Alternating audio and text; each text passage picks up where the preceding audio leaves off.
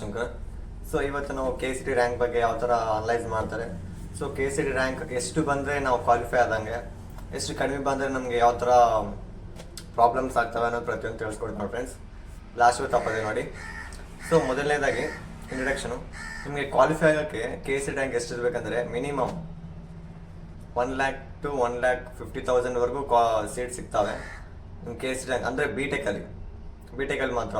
ಅದೇ ನೀವು B farm ಮತ್ತು ಏನಾದ್ರು ಒಂದು ಮೆಡಿಕಲ್ ಫೀಲ್ಡಲ್ಲಿ ನೋಡಿದ್ರೆ ಇನ್ನೂ ಕಡಿಮೆ ಆಗಬೇಕಾಗುತ್ತೆ. ಮಿನಿಮಮ್ ಒಂದು 50,000 ಒಳಗಡೆ, 60,000 ಒಳಗಡೆ ಈ ಥರ ಇರ್ತಾವೆ ಬಿ ಫಾರ್ಮು ಒಂದು ಮೆಡಿಕಲ್ ಫೀಲ್ಡಲ್ಲಿ. ಬಟ್ ನೀವು ಬಿ ಟೆಕನ್ನು ಯೋಚನೆ ಮಾಡಿದರೆ, ಬಿ ಟೆಕ್ ಮಾಡಬೇಕಂತ ಆಸೆ ಇದ್ದವರಿದ್ದರೆ ನಿಮಗೆ 1,50,000 ಇರ್ಬೋದು ಫ್ರೆಂಡ್ಸ್. 1,50,000 ಅಂದರೆ ಮಿನಿಮಮ್ 50 to 50. ಸಮ್ ಕಾಲೇಜಸಲ್ಲಿ ಏನಾಗಿರ್ತಾವೆ ಅಂದರೆ ಫ್ರೆಂಡ್ಸ್, ಕಟ್ ಆಫ್ ಬಂದು ಸ್ಟಾರ್ಟಿಂಗ್ ಕೊಟ್ಟಿರ್ತಾರೆ, ಇಷ್ಟರಿಂದ ಇಷ್ಟು ರ್ಯಾಂಕ್ವರೆಗೆ ಅಂತ ಕೊಟ್ಟಿರ್ತಾರೆ. ಆ ಕಟ್ ಆಫಲ್ಲಿ ನೀವು 1,00,000 ಒಂದೊಂದು ಕಾಲೇಜಲ್ಲಿ 1,00,000 to 1,50,000 ಕಟ್ ಆಫ್ ಇಟ್ಟಿರ್ತಾವೆ. ಸಮ್ ಗೌರ್ಮೆಂಟ್ ಕಾಲೇಜಸ್ ಆಗಿರ್ಬೋದು, ಪ್ರೈವೇಟ್ ಕಾಲೇಜಸ್ ಆಗಿರ್ಬೋದು, ಆ ಥರ ಸಿಗೋ ಚಾನ್ಸಸ್ ಇದೆ. ಸೊ 1,50,000 ಮಿನಿಮಮ್ ಇದೆ ಕಂಪಲ್ಸರಿ. ನಿಮ್ದು 1,20,000, 30, 40, 50 ಕೂಡ ಆಗಿದ್ರೂ ಕೂಡ ನಿಮ್ಗೆ ಈಸಿಯಾಗಿ ಚಾನ್ಸ್ ಬಿ ಟೆಕ್ ಕಾಲೇಜಲ್ಲಿ ಸೀಟ್ ಸಿಗುತ್ತೆ. 1,50,000, 1,60,000, 60, 70 ಕೂಡ ಚಾನ್ಸಸ್ ಇದೆ. ಯಾಕಂದರೆ ಪ್ರತಿ ವರ್ಷವೂ ಮಿನಿಮಮ್ 60 ಸೀಟ್ ಇರ್ತವೆ ಒಂದು ಕಾಲೇಜಲ್ಲಿ ಪ್ರತಿ ವರ್ಷವೂ 60 ಸೀಟ್ ಇರ್ತವೆ. ಅದು ಪಿ ಯುವ್ರಿಗೆ ಮಾತ್ರ. ಸೊ ಡಿಪ್ಲೊಮಾದವ್ರಿಗೆ 60% ಇರುತ್ತೆ. 60% 60 ಸೀಟ್ಸ್ ಇರ್ತವೆ. ಅದು 60 ಸೀಟು ಫಿಲ್ ಆಗಲ್ಲ. ಯಾಕಂದರೆ ಒಂದು ಡಿಪ್ಲೊಮಾ ಮುಗಿಸಿದ್ರೆ ಆಲ್ಮೋಸ್ಟ್ ಅಲ್ಲಿ ಕಡಿಮೆ ಇರ್ತಾರೆ. ಡಿಪ್ಲೊಮಾ ಫಸ್ಟ್ ಆಫ್ ಆಲ್ ತೊಗೊಂಡವ್ರೆ ಕಡಿಮೆ ಇರ್ತಾರೆ. ಸೊ ಅದ್ರಲ್ಲಿ ಇಂಜಿನಿಯರಿಂಗ್ ಮಾಡೋರು ಇನ್ನೂ ಕಡಿಮೆ ಇರ್ತಾರೆ. ಸೊ ಹಾಗಾಗಿ ಅವ್ರದ್ದು ನಾವು ತೊಗೊಳಕ್ಕೆ ಬರಲ್ಲ. ಪಿ ಯು ಸಿ ಅವ್ರದ್ದು ಡಿಪ್ಲೊಮಾ ತೊಗೊಳಕ್ಕೆ ಬರಲ್ಲ. ಕಂಪಲ್ಸರಿ ಡಿಪ್ಲೊಮಾ ಅವ್ರಿಗೆ 60% of 60 seats and P U C students also 60 seats compulsory ಇಟ್ಟಿರ್ತಾರೆ. ಸೊ 60 ಸೀಟಲ್ಲಿ ಆಲ್ಮೋಸ್ಟ್ ಪ್ರತಿ ವರ್ಷವೂ 10ರಿಂದ 15, 20, 30 ಸೀಟ್ಸ್ವರೆಗೂ ಖಾಲಿ ಇರ್ತವೆ. ಅರ್ಥ ಆಯ್ತಾ ಫ್ರೆಂಡ್ಸ್? 20ರಿಂದ 30 ಸೀಟ್ಸ್ ಇದಾವೆ ಅಂತ ಪ್ರತಿ ಕಾಲೇಜಲ್ಲಿ. ಒಂದು ಟಾಪ್ 10 ಕಾಲೇಜಸ್ಸು, ಸ್ವಲ್ಪ ಡಿಮ್ಯಾಂಡ್ ಇದ್ದಿದ್ದ ಕಾಲೇಜು ಮತ್ತು ಕ್ಯಾಂಪಸ್ ಇರುವಂಥ ಕಾಲೇಜಸ್ ಏನಾಗ್ತಾವೆ ಸಿಗಂಗಿಲ್ಲ ಫ್ರೆಂಡ್ಸ್. ಫುಲ್ ಫಿಲ್ ಆಗ್ತಾವೆ. ಅದರಲ್ಲಿ ನಾರ್ಮಲಾಗಿ ಫೀಸ್ಗಳು ಜಾಸ್ತಿ ಇರುತ್ತೆ. ಡೊನೇಷನ್ಸ್ ಎಲ್ಲ ಕಟ್ಟಬೇಕಾಗುತ್ತೆ. ಮಿನಿಮಮ್ 1 ಇಯರ್ಗೆ ಬಂದು 1.5 lakhವರೆಗೂ ನಿಮಗೆ ಫೀಸ್ ಇದಾಗುತ್ತೆ. ಸೊ ಹಂಗಾಗಿ ಅದು ಜಾಸ್ತಿ ಆಗುತ್ತೆ. ನಾರ್ಮಲಾಗಿ ಅಂದರೆ ನಿಮಗೆ ಕಡಿಮೆ ಆಗುತ್ತೆ. ಸೀಟಿಂಗ್ ರ್ಯಾಂಕಲ್ಲಿ ನೋಡ್ಕೋಬೋದು 1,00,000, 99,000, 50,000, 60,000, 10,000 ಕೂಡ ಇರ್ತವೆ.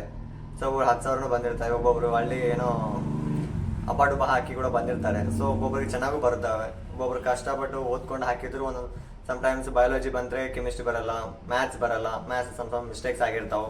ಸೊ ಬಯಾಲಜಿ ಅಂತೂ ನಾವು ಟೀಚರಾಗಿ ಓದಿರ್ತೀವಲ್ಲ, ಅಂದರೆ ಈಸಿ ಇರುತ್ತೆ ಸಬ್ಜೆಕ್ಟ್, ಚೆನ್ನಾಗಿ ಸ್ಕೋರ್ ಮಾಡ್ಕೋಬೋದು. ಅದೊಂದು ಸಬ್ಜೆಕ್ಟ್ ಚೆನ್ನಾಗಿ ಓದಿರ್ತೀವಿ, ಚೆನ್ನಾಗಿ ಬಂದಿರುತ್ತೆ. ಸೊ ಸಿ ಟಿ ರ್ಯಾಂಕ್ ಏನಿದೆ ಅಲ್ಲ, ಅದು ಏನು ಬಂದರೂ ನಾವು ಆಕ್ಸೆಪ್ಟ್ ಮಾಡ್ಕೋಬೇಕು. ಅದು ಅನ್ಎಕ್ಸ್ಪೆಕ್ಟೆಡ್. ಅಷ್ಟು ಪರ್ಫೆಕ್ಟಾಗಿ ಮಾಡಿವಿ, ಚೆನ್ನಾಗಿ ಬಂದಿದೆ ಅಂದರೆ okay, it's good and you definitely you get an a good college in seat. So ಅದೇನು ಮಾಡೋಕ್ಕೆ ಬರಲ್ಲ. ಹಾಗಾಗಿ K C T rank analysis ಏನಾಗುತ್ತೆ ಅಂದರೆ, ಕ್ವಾಲಿಫಿಕೇಷನು ಮಿನಿಮಮ್ 1,00,000 to 1,70,000 ಸೊ 50 ಅಂತೂ ಬಿಡಿ, 50 ಆಯಿತು, 1,00,000 ಆಯಿತು. ಅದು ಚೆನ್ನಾಗಿ ಬಂದವ್ರಿಗೆ ಒಳ್ಳೆ ಕಾಲೇಜಲ್ಲಿ, ಟಾಪ್ 10 ಕಾಲೇಜಲ್ಲಿ ಒಳ್ಳೆ ಕ್ಯಾಂಪಸ್ಸು, ಒಳ್ಳೆ ಸ್ಟ್ರಕ್ಚರು, ಒಳ್ಳೆ ಲೆಕ್ಚರ್, ಒಳ್ಳೆ ಎಕ್ಸ್ಪೀರಿಯನ್ಸ್ ಲೆಕ್ಚರು, ಎಲ್ಲ ಸೂಪರ್ ಫೆಸಿಲಿಟೀಸು, ಮೆಸ್ ಇರ್ಬೋದು, ಕಾಲೇಜಿಂದು ಸ್ಟ್ರಕ್ಚರ್ ತುಂಬ ದೊಡ್ಡ ದೊಡ್ಡ ಬಿಲ್ಡಿಂಗ್ಸು, ಕ್ಯಾಂಪಸ್ ತುಂಬ ಜನ ತೊಗೊಳೋ ಅಂಥದ್ದು, ಒಳ್ಳೆ ಪ್ಯಾಕೇಜಸ್ಸು ಇವೆಲ್ಲ ಇರ್ತವೆ. ಅವಕ್ಕೆಲ್ಲ ಮತ್ತು ಟಾಪ್ ಚೆನ್ನಾಗಿ ಒಳ್ಳೆ ಸ್ಕೋರ್ ಬರುತ್ತೆ, ನಿಮ್ಗೆ ಒಳ್ಳೆ ಕಾಲೇಜಸ್ ಸಿಗುತ್ತೆ. ಸೊ ಏನೋ ಒಂದು 1,00,000 ಆ್ಯಾವ್ರೇಜ್, ಒಂದು 1,19,000, 1,00,000 ಮೇಲೆ ಬಂದು 20,000, 30,000 ಬಂತು ಅಂತಂದರೆ, ಸೊ ನಿಮ್ಗೊಂದು ಒಳ್ಳೆ ಕಾಲೇಜ್ ಅಂದರೆ, ಇವಾಗಂತೂ ಸದ್ಯಕ್ಕಿರೋದು ಎಲ್ಲ ಒಳ್ಳೆ ಕಾಲೇಜಸ್. ನಾವು ಚೆನ್ನಾಗಿ ಓದಿ ಔಟ್ಪುಟ್ ಬಂದು ಒಳ್ಳೆ ಒಂದು ಕಂಪ್ನಿಯಲ್ಲಿ ನಾವು. ಸೊ ಹಾಗೆಯೇ ನಿಮ್ಮದು ಕೆ ಸಿ ಟಿ ರ್ಯಾಂಕ್ ಒಂದಾಗ ಹೆಚ್ಚಿಗೆ ಬಂತು, 1,00,000 ಮೇಲೆ ಬಂತು, 1,50,000 ಬಂತು, ಇಲ್ಲ ನಮಗೆ ಈ ಥರ ಸಿಗ್ತಾ ಇಲ್ಲ ಕಾಲೇಜಸ್ಸು ಹೆಂಗೆ ಅಂತ ಯೋಚನೆ ಮಾಡಿದ್ರೆ ನಿಮ್ಗೆ ಪಕ್ಕ ಸಿಗುತ್ತೆ ಫ್ರೆಂಡ್ಸ್. 1,00,000 ಬಂದರೆ it is not a big thing to think about that. So ನಿಮ್ಮ ಕಾಲೇಜ್ ಸಿಗುತ್ತೆ. ಬಟ್ ಏನಂದರೆ ನ್ಯೂ ಕಾಲೇಜಸ್ ಇರುತ್ತೆ, ಒಂದು 6 years 7 years ಆಗಿರುತ್ತೆ. ಕ್ಯಾಂಪಸ್ ಸೆಲೆಕ್ಷನ್ ಇರಲ್ಲ ಅದರಲ್ಲಿ, ಮತ್ತು ಎಕ್ಸ್ಪೀರಿಯನ್ಸ್ ಲೆಕ್ಚರ್ಸ್ ಇರಲ್ಲ. ಸ್ವಲ್ಪ ಆ ಥರ ಇರುತ್ತೆ ಫ್ರೆಂಡ್ಸ್. ಮತ್ತು ಸ್ಕೋರು ನಮ್ಮದು ಶ್ರೀಮಂತರ ಥರ ಜಾಸ್ತಿ ಆಗಿಬಿಟ್ಟಿದೆ, ನಮ್ಗೆ ಒಳ್ಳೆ ಕಾಲೇಜ್ ಬೇಕಂದ್ರೆ ಇಲ್ಲಿಂದ ಸಿಗುತ್ತೆ ಫ್ರೆಂಡ್ಸ್, ಹೌದಾ? ಸೊ ಒಬ್ಬೊಬ್ರು ಅಂತಿರ್ತಾರೆ, ಸಿ ಡಿ ಬಗ್ಗೆ ಸ್ವಲ್ಪ ಗೊತ್ತಿರಲ್ಲ ಫ್ರೆಂಡ್ಸ್. ಅವ್ರು ಏನಂತಾರೆ, 1,00,000 ಬಂದಿದೆ ಅಂದಿದ ತಕ್ಷಣ, 1,00,000 ಬಂದಿದೆ, 1,20,000, 1,50,000 ಬಂದಿದೆ, ಒಂದು ತುಂಬ ಶ್ರೀಮಂತ ಆಗೋಣ, ರೊಕ್ಕ ಎಷ್ಟಿದೆ ಅಲ್ಲ ಅಷ್ಟೇ ತೆಗೆದಿದ್ಯಾ ಚೆನ್ನಾಗಿ ಬರೀ ಲಕ್ಕಿ ಪರ್ಸನ್ ನಮ್ದೇನು ಬಿಡಪ್ಪ ಬರೀ 50,000 ಬರೀ 20,000 ಅಂತ ಹೇಳೋರು ತುಂಬ ಜನ ಇರ್ತಾರೆ. ಬಟ್ ಅದನ್ನು ನಂಬಕ್ಕೆ ಹೋಗ್ಬಿಟ್ಟು ಫ್ರೆಂಡ್ಸ್, ಯಾಕಂದರೆ ಸಿ ಇ ಟಿ ರ್ಯಾಂಕಲ್ಲಿ 1,50,000 ಹೋಗಿದೆ ಅಂತ ನಿಮ್ಮ ಪರ್ಫಾರ್ಮೆನ್ಸ್ ಸಿ ಇ ಟಿಯಲ್ಲಿ ಚೆನ್ನಾಗಿ ಆಗಿಲ್ಲ ಅಂತ ಅರ್ಥ. ಹೌದಾ? ಯಾವಾಗ ನಿಮ್ಮದು 50,000 ಬಿಲೋ 1,00,000 ಬರುತ್ತಲ್ಲ, ನಿಮ್ಮ ಪರ್ಫಾರ್ಮೆನ್ಸ್ ಚೆನ್ನಾಗಿದೆ, ಒಳ್ಳೆ ಕಾಲೇಜು, ಒಳ್ಳೆ ಕ್ಯಾಂಪಸ್ ಇರೋದು, ಒಳ್ಳೆ ಪ್ಯಾಕೇಜ್ ಕೊಡೋದು, ಒಳ್ಳೆ ಎಕ್ಸ್ಪೀರಿಯನ್ಸ್ ಲೆಕ್ಚರ್, ಒಳ್ಳೆ ಸ್ಟ್ರಕ್ಚರ್ ಇರೋ ಕಾಲೇಜ್ ಸಿಗುತ್ತೆ ಅಂತ ಅರ್ಥ ಅದಕ್ಕೆ. ಓಕೆನಾ ಫ್ರೆಂಡ್ಸ್? ಅದು ತಲೆಯಲ್ಲಿ ಇಟ್ಕೊಂಬಿಡಿ. ಸಿ ಇ ಟಿ ರ್ಯಾಂಕ್ ಯಾವಾಗಲೂ ಡಿಕ್ರೀಸ್ ಆರ್ಡರಲ್ಲಿ ಇರಬೇಕು. ಯಾವಾಗಲೂ 1 2 3 4 ಅಂತ ಬರಬಾರ್ದು. ಸೊ 1,00,000 ಇದೆ, 1,00,000 ಟು ನಮ್ಮದು ಒಳಗೆ ಬರ್ಬೇಕು. ನಮ್ಮದು 1,00,000 ಒಳಗಡೆ ಏನೇ ಇರಲಿ ಹಂಗೆ ಬಂದರೆ ಒಳ್ಳೆ ಕಾಲೇಜಸ್. 1,00,000 ಮೇಲೆ ಹೋಗಿದೆ ಅಂದರೆ ನಮಗೆ ಕಟ್ ಆಫ್ ರ್ಯಾಂಕ್, ಪ್ರತಿಯೊಂದು ಕಾಲೇಜ್ ಕಟ್ ಆಫ್ ರ್ಯಾಂಕ್ ಇಟ್ಟಿರುತ್ತೆ ಫ್ರೆಂಡ್ಸ್. ಆ ಕಟ್ ಆಫ್ ರ್ಯಾಂಕಲ್ಲಿ ಅವರು 1,60,000 ಇದೆ ಅಂದರೆ ಅವರು ಸ್ಟಾರ್ಟಿಂಗಲ್ಲಿದೆ ನ್ಯೂ ಕಾಲೇಜ್. ಕ್ಯಾಂಪಸ್ ಇರೋ ಚಾನ್ಸ್ ಇರಲ್ಲ, ಎಕ್ಸ್ಪೀರಿಯನ್ಸ್ ಲೆಕ್ಚರ್ ಇರೋ ಚಾನ್ಸ್ ಇರಲ್ಲ. ಸ್ಟ್ರಕ್ಚರ್ ಒಂದು ಲೆಕ್ಕಕ್ಕೆ ಇರ್ಬೋದು, ಸ್ಟ್ರಕ್ಚರ್ ಎಲ್ಲ ಚೆನ್ನಾಗಿ ಮಾಡಿರ್ಬೋದು, ಗೌರ್ಮೆಂಟ್ ಮಾಡಿರ್ತಾರೆ, ಇಲ್ಲ ಪ್ರೈವೇಟ್ ಕಾಲೇಜ್ ಕೊಟ್ಟಿರ್ತಾರೆ, ಕ್ಯಾಂಪಸ್ ಇರಲ್ಲ. ಸೊ ಎಲ್ಲ ಒಂದು ಕಡೆ ಡಿಫೆಕ್ಟ್ ಇದ್ದೇ ಇರುತ್ತೆ ಫ್ರೆಂಡ್ಸ್. ಯಾಕಂದರೆ ನಮ್ಮ ಕಟ್ ಆಫ್ ಅಷ್ಟಿದೆ ಅಂದರೆ ಮತ್ತು ಡಿಫೆಕ್ಟ್ ಇರುತ್ತೆ. ಸೊ ಕಟ್ ಆಫಲ್ಲಿ ಅದು ಕಟ್ ಆಫೇ ಅಲ್ಲ, ನೀವು ನಿಮ್ಮದು ಹೊಸ ಟ್ಯಾಲೆಂಟನ್ನು ಹುಡ್ಕೊಂಡು ಹೋಗ್ಬೇಕು. ಅದು ಬಿ ಟೆಕ್ ಅಂದರೆ ನಿಮ್ಮ ಟ್ಯಾಲೆಂಟ್ ಮೇಲೆ ನೀವು ಜಾಬನ್ನು ಹುಡ್ಕೋಬೇಕು. ನಿಮ್ಮ ಟ್ಯಾಲೆಂಟ್ನ ತೋರಿಸೋದೇ ಇಂಪಾರ್ಟೆಂಟ್. ಅದರಲ್ಲಿ ನೀವು ಬಿ ಟೆಕ್ ತೊಗೊತೀನಿ, ನಾನು ಚೆನ್ನಾಗಿ ಓದ್ತೀನಿ, ಸುಮ್ಮನೆ ಓದಿ ನಾನು ಒಳ್ಳೆ ಮಾರ್ಕ್ಸ್ ತೊಗೊಂಡು ಹೊರಗಡೆ ಬರ್ತೀನಿ ಅಂದರೆ definitely will be fail in your life. ನಿಮ್ಮದು ಬಿ ಟೆಕ್ ಅಂದರೆ ಸೆಲ್ಫ್ ಸ್ಟಡಿ ಮಾಡಬೇಕಾಗತ್ತೆ. ಯಾರ್ದು ಲೆಕ್ಚರ್ಸ್ನ ಯಾರನ್ನೂ ತಲೆ ಕೆಡ್ಸ್ಕೊಳಕ್ಕೆ ಹೋಗಬಾರ್ದು ಫಸ್ಟ್ ಆಫ್ ಆಲ್. ಆಮೇಲೆ ನಿಮ್ಮದು ಟ್ಯಾಲೆಂಟ್ ಏನಿದ್ರು ಅದ್ರಲ್ಲಿ ತೋರಿಸ್ಬೇಕಾಗತ್ತೆ. ಯಾವುದೋ ಒಂದು ಸಬ್ಜೆಕ್ಟ್ ತೊಗೋಬೇಕಾಗತ್ತೆ, ಅದನ್ನೇ ಲಾಸ್ಟ್ವರೆಗೆ ಚೆನ್ನಾಗಿ ಕಲಿಬೇಕಾಗತ್ತೆ. ಅಥವಾ ನಿಮ್ಮದು ಕೋರ್ಸ್ ಮುಗಿದ ಮೇಲೆ, ನಿಮ್ಮದು ಬಿ ಟೆಕ್ ಮುಗಿದ ಮೇಲೆ ಬಿ ಟೆಕ್ ಮೇಲೆ ಏನಾದರೂ ಒಂದು ಕೋರ್ಸ್ ತಗೊಂಡು ಅದ್ರ ಮುಂದೆ ಕಲಿಬೇಕಾಗುತ್ತೆ. ಕಲಿತು ಅದ್ರ ಮೇಲೆ ಜಾಬ್ ಪಡಿಬೇಕಾಗತ್ತೆ. ಟ್ಯಾಲೆಂಟ್ ಇಲ್ಲ ಅಂತಂದರೆ ಜಾಬ್ ಅಂತೂ ಈ ಒಂದು ಪೊಸಿಷನಲ್ಲಿ ಸಿಗಂಗಿಲ್ಲ. ಫಿಕ್ಸ್ ಮಾಡಿ ಫ್ರೆಂಡ್ಸ್, ಅದು ಬರ್ದಿಟ್ಕೊಂಬಿಡಿ. Minimum talent is very very very required. So ಅದು ಒಂದು ಓಕೆ. ಆಮೇಲೆ next point, so K C rank ಹೇಳಿದ್ನಲ್ಲ ಫ್ರೆಂಡ್ಸ್, ನಿಮ್ಮದು ಸ್ಕೋರ್ 1,00,000 ಮೇಲಿದೆ ಅಂದರೆ ಕಾಲೇಜಸ್ಸು ನೀವು ಬೇಕಂದರೆ ನೀವು ಪ್ರತಿಯೊಂದು, ನಿಮ್ಗೆ ಯಾರಾದರೂ ಇವಾಗ ಬೆಂಗಳೂರಲ್ಲಿ ಅಥವಾ ಒಂದು ಸಿಟಿ ನಾರ್ಮಲಾಗಿ ನಿಮ್ಗೆ ಗೊತ್ತಿರೋ ಸಿಟಿ, ಅಲ್ಲಿ ಒಂದು ಕಾಲೇಜ್ ಇದೆ, ನನಗೆ ಸೀಟ್ ಸಿಗೋ ಚಾನ್ಸಸ್ ಇದೆ, ನಿಮ್ಗೆ ಕಟ್ ಆಫ್ ಬಿಡ್ತಾರೆ ಫ್ರೆಂಡ್ಸ್. ಪ್ರತಿಯೊಂದೊಂದು ಆಪ್ಷನ್ ಎಂಟ್ರಿಗೂ ನಿಮಗೆ ಕಟ್ ಆಫ್ ಬಿಡ್ತಾರೆ. ಪ್ರತಿಯೊಂದು ಕಾಲೇಜ್ದು ಕಟ್ ಆಫ್ ಬಿಡ್ತಿರ್ತಾರೆ. ನೀವು ಅದ್ರಲ್ಲಿ ಸರ್ಚ್ ಮಾಡ್ಬೋದು. ಒಂದು ಡೌನ್ಲೋಡ್ ಕಾಪಿ ಕೊಡ್ತಾರೆ, ಕೆ ಎ ವೆಬ್ಸೈಟಲ್ಲಿ ಪ್ರತಿದಿನ ನಾವು ಚೆಕ್ ಮಾಡ್ತಾ ಇರಿ. ನೀವು ಕಟ್ ಆಫ್ ಕೊಡ್ತಾರೆ, ಕಟ್ ಆಫ್ ಹೋಗಿ ಚೆಕ್ ಮಾಡ್ಬೇಕು ಯಾವ ಕಾಲೇಜಲ್ಲಿ ಎಷ್ಟು ಕಟ್ ಆಫ್ ಇದೆ, ನಾನು ಆ ಕಟ್ ಆಫ್ಗೆ ಎಲಿಜಿಬಲ್ ಇದೀನಾ ಇಲ್ಲ ಅನ್ನೋದು ಅದನ್ನು ಚೆಕ್ ಮಾಡಬೇಕಾಗುತ್ತೆ. ಸೊ ಚೆಕ್ ಮಾಡ್ಬೋದು, ಅಲ್ಲಿ ನಿಮಗೆ ಕಟ್ ಆಫ್ ಎಷ್ಟಿರುತ್ತೆ ಅಂತ ನೋಡ್ಬೋದು. ಕಾಲೇಜ್ ಕಟ್ ಆಫ್ ನಿಮಗೆ ಓಕೆ, ಈ ಕಾಲೇಜಲ್ಲಿ ನನ್ನ ರ್ಯಾಂಕಿಗೆ ನನಗಿರೋ ಒಂದು ಕ್ವಾಲಿಫಿಕೇಷನ್ ಅಂದರೆ ಹೈದರಾಬಾದ್ ಕರ್ನಾಟಕ ಇರ್ಬೋದು, ಕನ್ನಡ ಮೀಡಿಯಮು, ರೂರಲು ಮತ್ತು SC/ST ಮತ್ತು ಏನೋ ಸ್ಪೋರ್ಟ್ಸ್ ಕೋಟ, ಇವೆಲ್ಲ ನನಗೆ ಎಲಿಜಿಬಲ್ ಆಗ್ತಾವ ಅಂದಾಗ ನೀವು ಕಾಲೇಜ್ ವಿಸಿಟ್ ಕೊಡಬೇಕಾಗತ್ತೆ. ಕಾಲೇಜಿಗೆ ವಿಸಿಟ್ ಕೊಟ್ಟು ಅಲ್ಲಿ ನಿಮಗೆ ಯಾವ ಥರ ಅಂದರೆ ನಮ್ಮ ಫೆಸಿಲಿಟಿ ಸಿಗ್ತಾವ ಇಲ್ಲ ಕ್ಯಾಂಪಸ್ ಇದೇನೆ ಇಲ್ಲ, ಒಳ್ಳೆ ಪ್ಯಾಕೇಜ್ ಇದೇನೆ ಇಲ್ಲ, ಹೆಂಗೆ ಲೆಕ್ಚರ್ಸ್ ಪ್ರೈವೇಟ್ ಇದ್ದಾರೆ ಅಥವಾ ಗೆಸ್ಟ್ ಲೆಕ್ಚರ್ಸ್ ಇದ್ದಾರೆ, ಗೌರ್ಮೆಂಟ್ ಇದ್ದಾರೆ, ಚೆನ್ನಾಗಿ ಹೇಳ್ಕೊಡ್ತಾರೆ, ಇದೆಲ್ಲನೂ ಸರ್ಚ್ ಮಾಡ್ಬೇಕಾಯ್ತು ಫ್ರೆಂಡ್ಸ್ ಪ್ರತಿಯೊಬ್ಬರು. ನೀವು ಏನೂ ಸರ್ಚ್ ಮಾಡಿಲ್ಲ, ಡೈರೆಕ್ಟಾಗಿ ನನಗೆ ಫಸ್ಟ್ ಆಪ್ಷನ್ 2 ವೆಯ್ಟ್ ಮಾಡಿದೆ, ಮೂಕ್ ಅಲಾಟ್ಮೆಂಟಲ್ಲಿ ಅದೇ ಸಿಕ್ಕಿತ್ತು. ನಾನು ಆಪ್ಷನ್ 3 ಮಾಡಿದ್ಮೇಲೆ ರಿಯಲ್ ಅಲಾಟ್ಮೆಂಟಲ್ಲಿ ಕೂಡ ಅದೇ ಸಿಕ್ಕಿದೆ. ಅಡ್ಮಿಷನ್ ಮಾಡಿಸ್ಕೊಂಬಿಟ್ಟೆ. ಅಂದರೆ ತುಂಬ ಕಷ್ಟ ಆಗಿದೆ ಫ್ರೆಂಡ್ಸ್. ಯಾಕಂದರೆ ಹೋಗೋ ಕಾಲೇಜಲ್ಲಿ ನೀವು ಇದು ಹಾಸ್ಟೆಲ್ ಫೆಸಿಲಿಟಿ ಇದೆ ಇಲ್ಲ ಅನ್ನೋದು ಅದು ಕೂಡ ಚೆಕ್ ಮಾಡಬೇಕಾಗುತ್ತೆ ಫ್ರೆಂಡ್ಸ್. ಹಾಸ್ಟೆಲ್ ಫೆಸಿಲಿಟಿ ಇಲ್ಲ ಅಂದರೆ ಮತ್ತು ನೀವು ಎಲ್ಲಿ ಸ್ಟೇ ಮಾಡ್ತೀರ? ಔಟ್ಸೈಡ್ ರೂಮ್ ಮಾಡ್ಬೇಕಾದ್ರೆ ನೀವು ಒಬ್ಬರೇ ರೂಮ್ ಮಾಡ್ಬೇಕಂದ್ರೆ ಆಗಲ್ಲ. ಇರ್ತಾರೆ, ಒಬ್ಬೊಬ್ರು ಇರ್ತಾರೆ, ಅವರು ಸವಾಸ ಚೆನ್ನಾಗಿರ್ಬೇಕಲ್ವ ಪ್ರತಿಯೊಂದು. ಸೊ ಅದೊಂದು ಹಾಸ್ಟೆಲ್ ಫೆಸಿಲಿಟಿ ಇದೆನಾ, ವಾಟರ್ ಫೆಸಿಲಿಟಿ ಇದೆನಾ, ಎಕ್ಸ್ಪೀರಿಯನ್ಸ್ ಲೆಕ್ಚರ್ ಇದ್ದಾರೆ, ಇವೆಲ್ಲ ಚೆಕ್ ಮಾಡಬೇಕಾಗುತ್ತೆ ಫ್ರೆಂಡ್ಸ್. ಸೊ 1,00,000 ಮೇಲೆ ಇದೆ, ಅದು ಇವಾಗ ಸ್ಟಾರ್ಟ್ ಆಗಿದೆ ಕಾಲೇಜ್ ಅನ್ನೋರು ಇವನ್ನೆಲ್ಲ ಪ್ರತಿಯೊಂದು ಹಿಡ್ಕೋಬೇಕಾಗತ್ತೆ.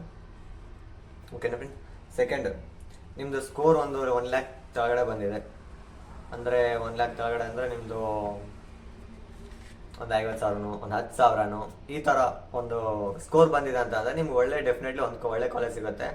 ವಿತ್ ನಿಮ್ಗೆ ಒಳ್ಳೆ ಪ್ಯಾಕೇಜ್ ಇರೋ ಕಾಲೇಜೇ ಸಿಗುತ್ತೆ. ಕ್ಯಾಂಪಸ್ ಸೆಲೆಕ್ಷನ್ ಕಂಪಲ್ಸರಿ ಬರ್ತಿರ್ತಾವೆ, ಇಯರ್ಲಿ ಕ್ಯಾಂಪಸ್ ಬರ್ತಿರ್ತಾವೆ. ಇಷ್ಟು ಜನ ಕ್ಯಾಂಪಸ್ ಆಗ್ತಿರ್ತಾರೆ.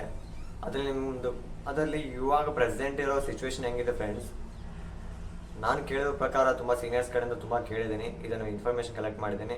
ಅದರಲ್ಲಿ ನಾನು KCT ಇಂದನೇ ನಾನು ಬಿ ಟೆಕ್ ಮಾಡ್ತಾ ಇರೋದು. ಸೊ ನಮ್ಮದು E&C ಅಂತ ಎಲೆಕ್ಟ್ರಾನಿಕ್ಸ್ ಆ್ಯಂಡ್ ಕಮ್ಯುನಿಕೇಷನ್ ಬ್ರಾಂಚ್ ನಮ್ಮದು. ಸೊ ಒಬ್ಬೊಬ್ರು ಏನಂತಾರೆ, ನಿಮ್ಮದು ಒಂದು ಕಾಲೇಜ್ ಇರುತ್ತಲ್ಲ, ಆ ಕಾಲೇಜ್ ಮೇಲೆ ಡಿಪೆಂಡ್. ಒಂದು ಒಳ್ಳೆ ಹೆಸರಿರೋ ಕಾಲೇಜಲ್ಲಿ ನೀವು ಮುಗಿಸಿರಂದರೆ ಆ ಹೆಸರು ನೋಡಿ ಸ್ವಲ್ಪ ಜನ ಜಾಬ್ ಕೊಡ್ತಾರೆ ಅಂತ ಸ್ವಲ್ಪ ಜನ ಅದು ಒಂದು ಔಟ್ಸೈಡ್ ರೂಮರ್ ಇದೆ.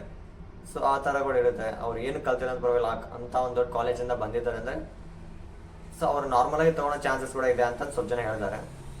ಸೊ ಅಂತ ಕೂಡ ಇರ್ತಾವೆ ಫ್ರೆಂಡ್ಸ್ ಅವು. ಮತ್ತು ಅದಕ್ಕೆ ಹೇಳ್ತಾನಲ್ಲ ಫ್ರೆಂಡ್ಸ್, ಶ್ರೀಮಂತರ ಥರ ಜಾಸ್ತಿ ರ್ಯಾಂಕ್ ಅಂತ ತೊಗೋಬಾರ್ದು, ಬಡವ್ರ ಥರ ಕಡಿಮೆನೇ ತೊಗೋಬೇಕು. ಸಿ ಇ ಟಿಯಲ್ಲಿ ಮಾತ್ರ, ಸಿ ಇ ಟಿಯಲ್ಲಿ ಶ್ರೀಮಂತರ ಥರ 1,50,000 60,000 ತಗೊಂಡ್ರೆ ಕಾಲೇಜಸ್ ನಾರ್ಮಲ್ ಕಾಲೇಜ್ ಸಿಗ್ತು. ಇಲ್ಲ ನಿಮಗೆ ಪೇಮೆಂಟ್ ಸೈಡ್ ಇಷ್ಟ ಇದೆ ಅಂತಂದರೆ ಒನ್ ಆಫ್ ದ ಬೆಸ್ಟ್. ನೀವು ಪ್ರೈವೇಟ್ ಕಾಲೇಜ್ಗೆ ಹೋಗ್ಬೇಡಿ, ಒಳ್ಳೆ ಕಾಲೇಜ್ ಎಲ್ಲ ಎಕ್ಸ್ಪೀರಿಯನ್ಸ್ ಲೆಕ್ಚರ್ ಇರಬೇಕು, ಕ್ಯಾಂಪಸ್ ಸೆಲೆಕ್ಷನ್ ಇರಬೇಕು, ಪ್ಲಸ್ ಒಳ್ಳೆ ಪ್ಯಾಕೇಜ್ ಇದಾವಂಥ ಕಾಲೇಜ್ಗೆ ಹೋಗಿರಂದರೆ ಬೆಸ್ಟ್ ನೋಡಿ. ಯಾಕಂದರೆ ನಿಮಗೆ ಕ್ಯಾಂಪಸ್ ಆಗ್ಬಿಡುತ್ತೆ, ಆಟೋಮೆಟಿಕ್ ನೀವು ಜಾಬನ್ನು ಪಡಿತೀರ. ಸೊ ನಿಮ್ದು ಇಟ್ಟಿದ ಇನ್ವೆಸ್ಟ್ಮೆಂಟ್ ಎಲ್ಲ ನಿಮಗೆ ಬಂದ್ಬಿಡುತ್ತೆ. ಸೊ ನೀವು ಪೇಮೆಂಟ್ ಸೈಡ್ಗೆ ಹೋದ್ರೆ ಬೆಸ್ಟು. ಇಲ್ಲ ನಾನು ಗೌರ್ಮೆಂಟ್ ಸೈಡಿಂದನೇ ಹೋಗಬೇಕು, ಅದು ಒಳ್ಳೆ ಕಾಲೇಜಲ್ಲಿ ಹೋಗ್ಬೇಕು, ಇಲ್ಲ ಒಂದು ಪ್ರೈವೇಟ್ ಕಾಲೇಜಲ್ಲಿ ನಾರ್ಮಲ್ ಕಾಲೇಜಲ್ಲಿ ಹೋಗ್ಬೇಕಂತಂದರೆ ಕ್ಯಾಂಪಸ್ ಇರೋಲ್ಲ, ಸೀಟ್ ರ್ಯಾಂಕ್ ಜಾಸ್ತಿ ಇರುತ್ತೆ, ಏನು ಮಾಡೋಕ್ಕೆ ಬರೋಲ್ಲ, ಅಡ್ಮಿಷನ್ ತೊಗೋಬೇಕಾಗುತ್ತೆ. ನಿಮ್ಗೆ 1,70,000 ಬಂದರೂ ಕೂಡ ನಿಮ್ಗೆ ಬಿ ಟೆಕ್ ಒಂದಲ್ಲ ಒಂದು ಕಾಲೇಜ್ ಮಿನಿಮಮ್ ಜಾಸ್ತಿ ಕಾಲೇಜ್ ಇದಾವೆ, ಸೀಟ್ಸ್ಗಳು ಜಾಸ್ತಿ ಉಳಿತಾವೆ. ಪ್ರತಿ ವರ್ಷವೂ ಯಾರೇ ಮಿಸ್ ಆಗಂಗಿಲ್ಲ ಫ್ರೆಂಡ್ಸ್, ಪ್ರತಿಯೊಬ್ಬರಿಗೂ ಸೀಟ್ ಸಿಗುತ್ತೆ. ನನ್ನ ಬ್ಯಾಚಲ್ಲಿ ಕೂಡ ಎಷ್ಟೊಂದು ಜನ ನನ್ನ ಫ್ರೆಂಡ್ಸ್ ಎಷ್ಟು ಜನ ಇದ್ದಾರಲ್ಲ ಎಲ್ಲರಿಗೂ ಸೀಟ್ ಸಿಕ್ಕಿದೆ. ಅವ್ರದ್ದು 1,40,000 50,000ವರೆಗೂ ಇತ್ತು, ಸಿಕ್ಕಿದೆ. ಆದರೂ ಕೂಡ ಇನ್ನೂ ಒಂದು ಸ್ವಲ್ಪ ಜನ, ಇನ್ನೂ ನಾನು ಲಾಸ್ಟ್ ವರೆಗೆ ಚೆಕ್ ಮಾಡಿದೆ ಫ್ರೆಂಡ್ಸ್, ಅಂದರೆ ನಂದು ಬಿ ಟೆಕ್ ಆಯಿತು, ಅಲ್ಲಿ ಒಂದು ಅಡ್ಮಿಷನ್ ಆಯಿತು. ಅಡ್ಮಿಷನ್ ಆಗಿದ್ಮೇಲೆ ಮತ್ತೆ ಕೆ ಸಿ ಟಿಗೆ ಬಂದು ಕೆ ವೆಬ್ಸೈಟ್ಗೆ ಬಂದು ಹಾಗೇನೆ ಫ್ರೆಂಡ್ಸ್, ಮತ್ತು ಕೆ ಸಿ ಟಿ ರ್ಯಾಂಕ್ ಕೂಡ ಈ ಒಂದು ಲಾಸ್ಟ್ ವೀಕಲ್ಲೇ ಬಿಡ್ತೀವಿ ಅಂತ ಹೇಳಿದ್ದಾರೆ. ಸೊ ಈ ಒಂದು ಮೇ ಲಾಸ್ಟ್ ವೀಕಲ್ಲೇ ಬಿಡ್ತಾರೆ K C T rank. So ನೀವು ಅಷ್ಟು ಒಳಗೆ ಹೋಗ್ಬಿಡಿ. ಯಾರನ್ನಾದ್ರೂ ನಂಬಿ ನೀವು ಪಾಸ್ವರ್ಡನ್ನು ಹೇಳಿದ್ರಿ, ನಿಮ್ಮ ಡೀಟೇಲ್ಸ್ನ ಕೊಟ್ರಿ ಅಂತಂದರೆ ನಾಳೆ ಅವರೇ ನಿಮ್ಮನ್ನು ತಪ್ಪು ದಾರಿ ಇಡಿಸುವ ಕ್ರಮಗಳು ಮಾಡ್ತಾರೆ. ಯಾಕಂದರೆ ಇಲ್ಲಿ 2 ಕಾಂಪಿಟೇಷನ್ ನಡೀತಾವೆ ಫ್ರೆಂಡ್ಸ್. ಒಂದು ವರ್ಷಕ್ಕೆ ಒಂದೇ ಸಲ ಆಪ್ಷನಿಟಿ ನಡೆಯೋದು, 3 ಆಪ್ಷನಿಟಿ ಇರ್ತಾವೆ ಫ್ರೆಂಡ್ಸ್. ಬಟ್ ನೀವು ಒಂದೊಂದು ಆಪ್ಷನಿಟಿ ತುಂಬ ಕರೆಕ್ಟಾಗಿ ಮಾಡಬೇಕಾಗತ್ತೆ. ಫಸ್ಟ್ ಆಪ್ಷನಿಟಿ ತೊಗೊಂಡಿದ್ದೀರಿ, ಅದನ್ನು ಒಂದು ಕೌನ್ಸಿಲಿಂಗಲ್ಲಿ ಫುಲ್ ಕೌನ್ಸಿಲಿಂಗ್ ಯಾವ ಥರ ಇರುತ್ತೆ ಅನ್ನೋದು ನಾನು ಒಂದು ವೀಡಿಯೋ ಮಾಡಿ ಅಪ್ಲೋಡ್ ಮಾಡ್ತೀನಿ ಫ್ರೆಂಡ್ಸ್, ಅದನ್ನು ಫುಲ್ ಡೀಟೇಲಾಗಿ ಹೇಳ್ತೀನಿ. ಸೊ ಆಮೇಲೆ ಇಂಜಿನಿಯರಿಂಗ್ 1,00,000 ಇರುತ್ತೆ, ಪಕ್ಕಾ ಸೀಟ್ ಸಿಗುತ್ತೆ. ಅದನ್ನು ತಲೆಯಲ್ಲಿ ಇಳ್ಕೊಂಬಿಡಿ, ನಾನು ಸಿಗಂಗಿಲ್ಲ, ಏನಾದರೂ ಆಗ್ಬಿಡುತ್ತೆ ಅಂತಂದು ಅಡ್ವಾನ್ಸಾಗಿ ಏನಾದರೂ ಮಾಡೋದು, ಮತ್ತೇನಾದರೂ ಇಲ್ಲ ನಾನು ಕೆ ಇ ವೆಬ್ಸೈಟಲ್ಲಿ ಅಪ್ಲೋಡ್ ನಾನು ಅಟೆಂಡ್ ಆಗಲ್ಲ, ಯಾಕಂದ್ರೆ ನಾನು 1,00,000 ಮೇಲಿದೆ, ಸುಮ್ಮನೆ ಸಿಗಂಗಿಲ್ಲ ಅನ್ನೋ ಒಂದು ತಪ್ಪು ಯೋಚನೆ ಮಾಡಬೇಡಿ. ಸೊ ಕೆ ಇ ಯಾರನ್ನೂ ಬಿಡಲ್ಲ, ನಮ್ಮ ಕರ್ನಾಟಕ ಯಾರನ್ನೂ ಬಿಡಲ್ಲ. ಎಲ್ಲರಿಗೂ ಸೀಟ್ ಸಿಗುತ್ತೆ, ಎಲ್ಲರೂ ಕಾಲೇಜ್ ಸೇರ್ತೀರ, ಓಕೆನಾ? ಸೊ ನೀವು ತಲೆ ಕೆಡ್ಸ್ಕೊಂಡು ಲಾಸ್ಟ್ 3rd ರೌಂಡ್ವರೆಗೂ ವೆಯ್ಟ್ ಮಾಡಿ. ನಿಮ್ಗೆ ಕಾಲೇಜ್ ಸಿಗುತ್ತೆ, ಸಿಗಲಿಲ್ಲ ಅಂದ್ರೆ ಕಾಮೆಂಟ್ ಮಾಡಿ. ಆಮೇಲೆ ಬಿ ಫಾರ್ಮ್ದು ಬಂದು ಇದ್ರದ್ದು ರ್ಯಾಂಕ್ ಹೆಂಗಿರುತ್ತೆ ಅಂದರೆ 1,70,000 ಇರೋಲ್ಲ ಫ್ರೆಂಡ್ಸ್, ಇದ್ರದ್ದು ಮಾತ್ರ 1,00,000 ಲಾಸ್ಟ್ ಇರುತ್ತೆ. ಬಿ ಫಾರ್ಮ್ ಮೆಡಿಕಲ್ಗೆ ತುಂಬ ಜನ ಅಪ್ಲೈ ಮಾಡ್ತಾರೆ, ಅದರಲ್ಲಿ ಡಿಮ್ಯಾಂಡ್ ಜಾಸ್ತಿ ಇದೆ ಬಿ ಟೆಕ್ಕಿಂತ. ಆಲ್ಮೋಸ್ಟ್ ಎಲ್ಲರೂ ಬಿ ಟೆಕ್ಗೆ ಬರ್ತಾರೆ. ಬಟ್ ಮೆಡಿಕಲ್ ಫೀಲ್ಡ್ ಕೂಡ ತುಂಬ ಸೂಪರ್ ಆಗಿದೆ. ಯಾವಾಗ ಈ ಕೊರೋನಾ ಬಂತಲ್ಲ, ಕೊರೋನಾದಿಂದ ಬಿ ಟೆಕ್ ತುಂಬ ಫೇಮಸ್ ಆಗಿದೆ. ಬಿ ಟೆಕ್ ಅಂದರೆ ಬಿ ಫಾರ್ಮ್ ತುಂಬ ಫೇಮಸ್ ಆಗಿದೆ. ಹಾಗಾಗಿ ನೀವು ಬಿ ಫಾರ್ಮ್ ಮಾಡೋರು ಕೂಡ ಚೆನ್ನಾಗಿರುತ್ತೆ. ಬಿ ಫಾರ್ಮ್ ಏನಪ್ಪ ಅಂದರೆ ನೀವು ಫಿಸಿಕ್ಸು, ಕೆಮಿಸ್ಟ್ರಿ, ಬಯಾಲಜಿಯಲ್ಲಿ ಚೆನ್ನಾಗಿ ಸ್ಕೋರ್ ಆಗಿರಬೇಕು, ಇನ್ಕ್ಲೂಡಿಂಗ್ ಬೋರ್ಡ್ ಆಯಿತು, ಇನ್ಕ್ಲೂಡಿಂಗ್ ಕೆ ಸಿ ಟಿ ಆಯಿತು. ಎರಡು ಚೆನ್ನಾಗಿದೆ. ನಿಮ್ಮದು ಕೆ ಸಿ ಟಿ ಚೆನ್ನಾಗಿ ಬರುತ್ತೆ, ಒಂದು 70,000 ಒಂದು 60,000 ಈ ಥರ ಇತ್ತಂದರೆ ನಿಮಗೆ ಸೀಟ್ ಸಿಗೋ ಚಾನ್ಸ್ ಇದೆ. ಆದರೂ ಕೂಡ ನಮ್ಮದು ಸೀಟ್ ರ್ಯಾಂಕ್ ಜಾಸ್ತಿ ಬಂದಿದೆ ಅಂತಂದು ಕೆ ಸಿ ವೆಬ್ಸೈಟಲ್ಲಿ ನೀವು ಆಪ್ಷನಿಟಿ ಕೌನ್ಸಿಲಿಂಗ್ ಅಟೆಂಡ್ ಆಗ್ಲಾದ ಮಾಡೋದು ಮಾತ್ರ ಕೆಲಸ ಮಾಡಬೇಡಿ. ಸೀಟ್ ಅಂತೂ ಸಿಗುತ್ತೆ, ಸಿಕ್ಕಿಲ್ಲ ಅಂತಂದ್ರೂ ಕೂಡ ಲಾಸ್ಟ್ ರೌಂಡಲ್ಲಿ ಸೀಟ್ ಸಿಗುತ್ತೆ. ನಿಮ್ಗೆ ಯಾವುದೊಂದು ಕಾಲೇಜಲ್ಲಿ ಫಸ್ಟ್ ಆಫ್ ಆಲ್ ಯಾವ ಕಾಲೇಜಲ್ಲಿ ಸೀಟ್ ಸಿಕ್ಕರೂ ತೊಗೊಂಬಿಡಿ. ಫಸ್ಟ್ ತುಂಬ ಇಂಪಾರ್ಟೆಂಟ್ ಫ್ರೆಂಡ್ಸ್, ಮೇಯ್ನಾಗಿ ಇದು ಒಂದು ತಿಳ್ಕೊಂಬಿಡಿ.